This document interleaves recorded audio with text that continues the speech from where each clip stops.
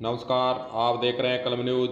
राजस्थान सरकार के द्वारा वित्तीय वर्ष 2021-22 का बजट पेश कर दिया गया है। बजट पर अलग अलग लोगों की, अलग अलग पार्टियों की और अलग अलग राय है। उसके संबंध में भी आपको बताएंगे कि लोगों की क्या राय है और पार्टियों की जो बजट पेश किया गया है उस पर क्या प्रतिक्रिया है।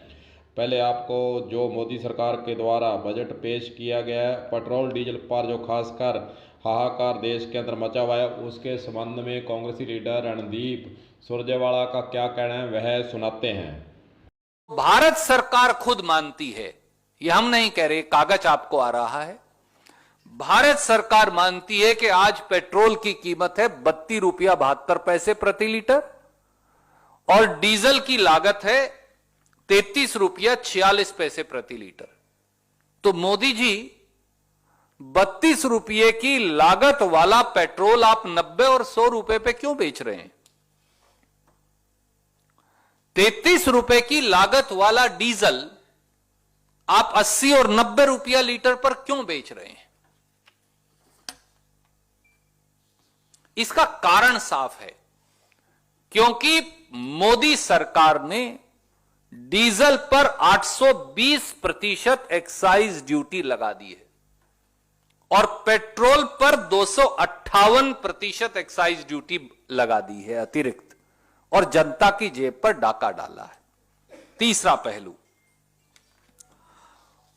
और चौंकाने वाली बात यह है कि मई 2014 से जनवरी 2021 के बीच में ये 820% और 258% जो अतिरिक्त एक्साइज ड्यूटी मोदी जी ने बढ़ाई है, इससे उन्होंने कुल पैसा इस देश के आम जनमानस, नौकरी पेशा, मिडिल क्लास, किसान, गरीब, स्कूटर, ट्रैक्टर चलाने वाले, कार चलाने वाले आम जनमानस से जो वसूला है वो है 21,50,000 करोड़ रुपया।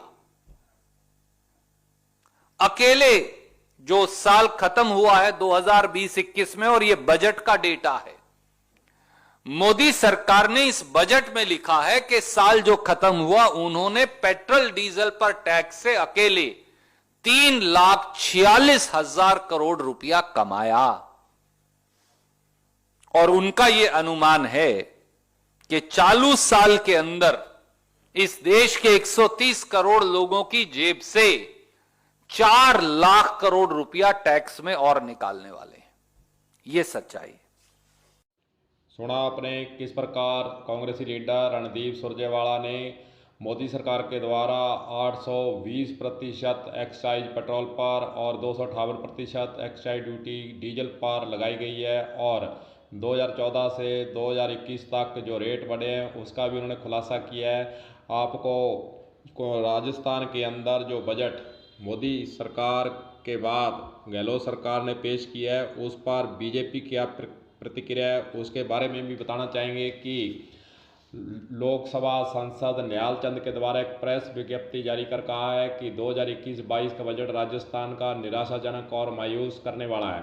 किसानों के संपूर्ण कर्जा माफ़ी नहीं हुई है। उनका ये कहना है कि सबसे सस्ती बिजली राजस्थान में देने का वादा किया था वह नहीं दी गई है। गंगानगर तथा हनुमानगढ़ जिले में किन्नू उत्पादन तथा बेचान में सुविधा का कोई ध्यान नहीं रखा गया है। डीजल पेट्रोल पर उन्होंने कहा कि राज्य का वैट कम नहीं किया गया। जय सांसद निहाल चंद ने प्रेस विज्ञप्ति कर कहा है कि गंगानगर में भारत देश में सबसे महंगा पेट्रोल 100 को पार कर गया है। इस प्रकार बीजेपी के द्वारा प्रतिक्रिया दी गई है। एमपी के द्वारा यह प्रतिक्रिया दी गई है कि राज्य का वैट पेट्रोल डीजल पर कम नहीं किया गया है।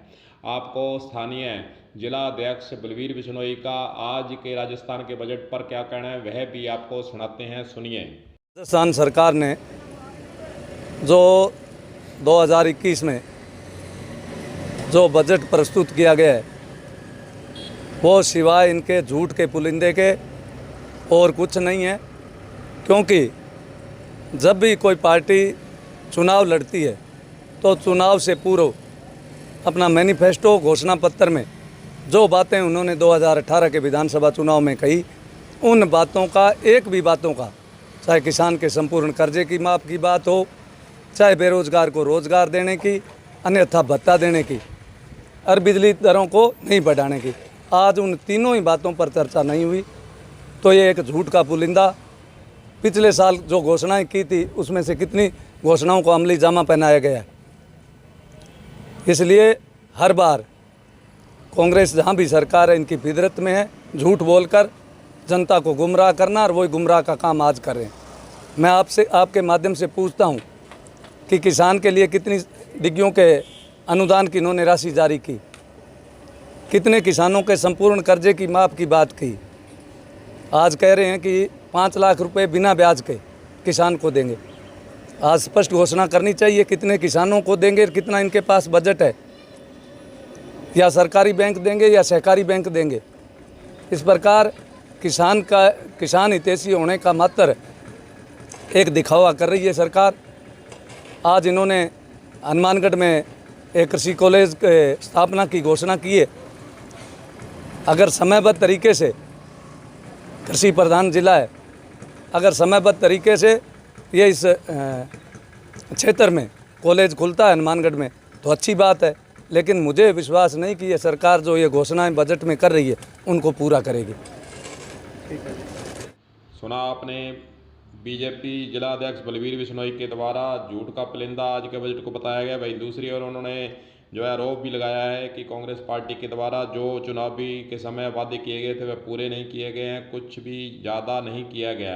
कांग्रेस पार्टी के गुरमीत सिंह चंदड़ा का आज के जो बजट पेश हुआ है उस पर क्या प्रतिक्रिया है, उससे भी बातचीत की गई है, वह भी आपको सुनाते हैं कि कांग्रेस लीडर के द्वारा आज के बजट पर क्या कहना है, सुनिए।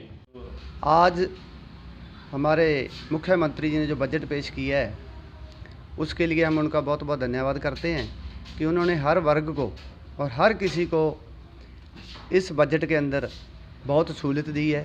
उन्होंने हर लोगों के लिए जो भी वो कर सकते थे इस कोरोना काल के अंदर, आज कोरोना काल के अंदर पैसे की बड़ी कमी थी लेकिन फिर भी उन्होंने बहुत अच्छा बजट पेश किया है।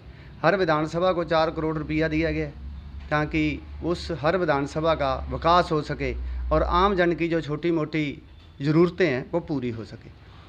उन्होंने जो हमारे हनुमानगढ़ की और हमारे विधायक जी की चौधरी विनोद कुमार जी की जो विशेष मांग थी कृषि काल्ज की, वो मुख्यमंत्री ने आज पूरी कर दी है।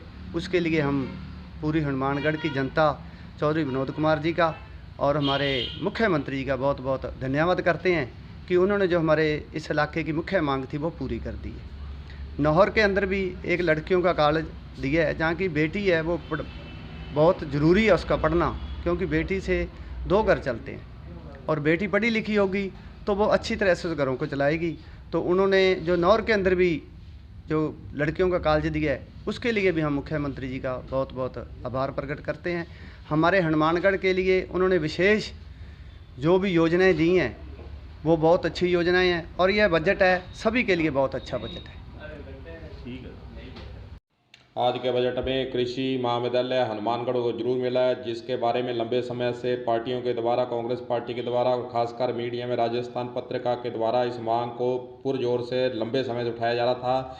यह समस्या और यह मांग जो है हनुमानगढ़ जिले के लिए जरूर पूरी हो चुकी है कि हनुमानगढ़ जिले के अंदर कृषि महाविद्यालय खुल सकेगा, बजट के अंदर घोषणा हो चुकी है। बाकी कांग्रेस पार्टी और बीजेपी पार्टी के द्वारा अलग अलग राय है, अलग अलग मत है, अलग अलग प्रतिक्रिया आज के बजट पर बताई गई है जो कि आपके समक्ष रखी गई है। कलम न्यूज़ के लिए गुरदेव सिंह सैनी की रिपोर्ट।